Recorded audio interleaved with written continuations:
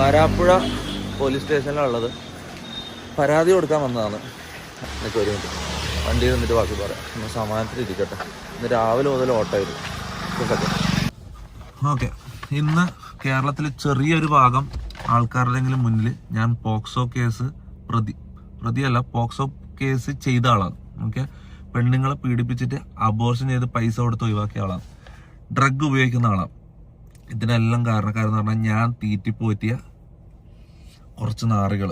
Okay, ഇനി വെറുതെ social മീഡിയയിൽ വാങ്ങിച്ച് ഇവന്മാരെ എക്സ്പോസ് ചെയ്തിട്ട് ഇവന്മാരിത് ക്രെഡിറ്റ് ആയിട്ട് ഇവന്മാർക്ക് ഇത് കുഴപ്പമില്ല, ഇവന്മാർക്ക് റീച്ച് കിട്ടിയാൽ മതി. ഓക്കെ, എക്സ്പോസിങ് ഇതെല്ലാം ഞാൻ പറയട്ടെ.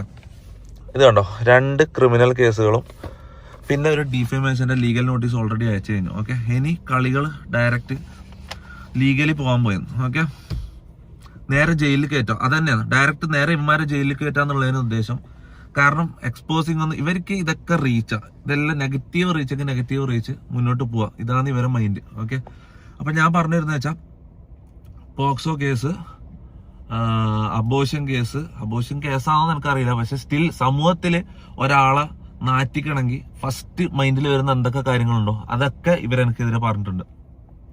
അലിഗേഷൻ എന്ന് പറഞ്ഞാൽ തെളിവില്ലാണ്ട് ഒരു അലിഗേഷൻ ഇതാക്കുമ്പോൾ, ഞാൻ പോക്സോ കേസ് പ്രതിയാന്ന് പറയുമ്പോൾ പോക്സോ കേസ് ചെയ്തിട്ടുണ്ടെന്ന് പറയുമ്പോൾ അതിന്റെ എന്തെങ്കിലും കേരളത്തിലെ ലോകത്തെ ഏതെങ്കിലും ഒരു പെണ്ണ് എനിക്കെതിരെ പറയണം. ഓക്കെ, ഒരാളെങ്കിലും എനിക്കെതിരെ പറഞ്ഞെങ്കിൽ ഓക്കെ, ഒരു ഇതുമില്ലാണ്ട് വന്ന് വെറുതെ പച്ചക്ക് വിളിച്ചു പറയാം അബോർഷൻ ചെയ്തെന്ന്. ഒരാളെങ്കിലും അത് പറഞ്ഞു കഴിഞ്ഞാൽ ഞാൻ പ്രണയിച്ച്, അതായത് റിലേഷൻഷിപ്പില് പ്രണയം നടിച്ച് പീഡിപ്പിച്ചിട്ട് അബോർഷൻ ചെയ്ത് പൈസ കൊടുത്ത് ഒഴിവാക്കിയത് ഒരാളെങ്കിലും ഇത് വന്നിട്ട് പറഞ്ഞു കഴിഞ്ഞാൽ ഓക്കെ. പിന്നെ ഡ്രഗ്സിന്റെ കാര്യം, എന്റെ വീട്ടില് ഞാനില്ലാത്തപ്പം ഡ്രഗ്സ് കയറ്റിയിട്ട് എന്റെ അലമാരയിൽ ഡ്രഗ്സ് എടുക്കുന്നതായിട്ട് വീഡിയോ എടുത്തു വെച്ചേക്കാം. ഇത് എത്ര മാസം മുമ്പ് എടുത്തു വെച്ച വീഡിയോ?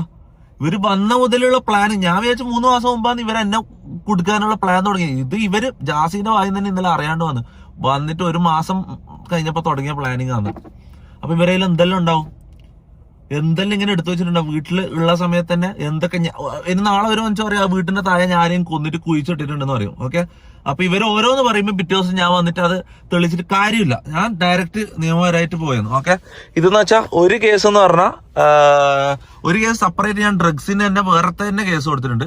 മറ്റേന്ന് പറഞ്ഞാൽ എന്നെ പോക്സോ ആളെന്ന് പറഞ്ഞതിന്റെ തെളിവില്ലാണ്ട് പറഞ്ഞതിന്റെ ഇത് കേസ്. ഓക്കെ, എന്തെങ്കിലും രീതിയിൽ ഞാൻ ഒരു കാര്യം പറഞ്ഞില്ല, ഞാൻ ഇത്രയും കോൺഫിഡൻസ് ഇല്ലാണ്ട് ആദ്യമായിട്ടാണ് വീഡിയോ എടുക്കുന്നത്. കാരണം എന്ന് വെച്ചാൽ ആൾക്കാരെ മുഖത്ത് നോക്കാൻ എനിക്ക് മടിയാന്ന്. ചെറിയൊരു വിഭാഗം ആൾക്കാരെങ്കിലും ഞാൻ അതാണോ എന്ന് വിശ്വസിക്കുന്നുണ്ടാവും. ഓക്കെ, ഞാൻ കേരളത്തിലെ ഗവൺമെന്റിനോടും പോലീസിനോടാണ് ഞാൻ പറയുന്നത്, എല്ലാത്തിനെയും പിടിക്കണം. MRG ഗ്യാങ് എന്ന് പറഞ്ഞാൽ എന്നെ അടക്കം ചെക്ക് ചെയ്യണം, ചോദ്യം ചെയ്യണം. ഇവന്മാരെ എല്ലാത്തിനെയും പിടിച്ചിട്ട് ഓരോ റൂമിലിട്ട് ചോദ്യം ചെയ്താൽ പുറത്തു വരും സാധനങ്ങൾ. ഓക്കെ, എല്ലാവരും ടെസ്റ്റ് ചെയ്യണം. ഇതിന്റെ അന്വേഷണത്തിന്റെ എല്ലാ രീതിയിലും കോപ്പറേറ്റ് സഹകരിക്കാൻ ഞാൻ റെഡിയാണ്. ഓക്കെ, എന്നെയും ടെസ്റ്റ് ചെയ്യണം, അവന്മാരെയും ടെസ്റ്റ് ചെയ്യണം. ഓക്കെ, മൊത്തം തെളിയണം, പുറത്തു വരണം. ഓക്കെ, ഇവന്മാര് ജയിലിൽ കയറണം. ഈ ഒരു തെളിവും ഇല്ലാണ്ട് ഡിഫേമേഷൻ മാത്രമല്ല, ക്രിമിനൽ കേസുകൾ ആ അലമാരയിൽ നിന്നൊരു ഡ്രഗ് എടുക്കുന്ന വീഡിയോ എടുത്ത് ഇത് തൊപ്പി വെച്ചാന്ന് പറഞ്ഞതിന് എങ്ങനെ അത് എന്റേതാവും?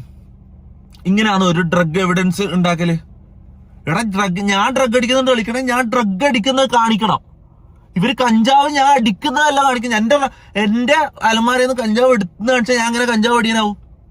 ഇതേപോലെ തന്നെ പോക്സോ ഏതോ പെണ്ണുങ്ങളെ ഞാൻ പീഡിപ്പിച്ചെന്ന് പറഞ്ഞാൽ ഇവര് പറയുന്നത് എങ്ങനെ? ഏതെങ്കിലും ഒരു പെണ്ണ് വന്ന് പറയട്ടെ, അല്ല ആരെങ്കിലും പരാതി കൊടുക്കട്ടെ. എന്തെങ്കിലും പരാതി ഉണ്ടോ?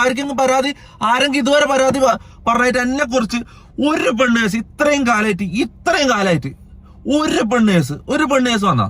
എനിക്ക് റിലേഷൻഷിപ്പുകൾ ഉണ്ടായിട്ടുണ്ട്. ഓക്കെ, പെണ്ണുങ്ങളുമായിട്ട് ഫ്രണ്ട്ഷിപ്പുകൾ ഉണ്ടായിട്ടുണ്ട്.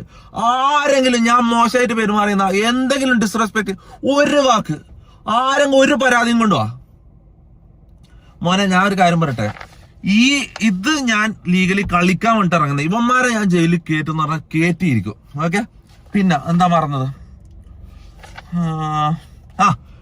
ഓഡിയോ ക്ലിപ്സ് എനിക്കെതിരെ.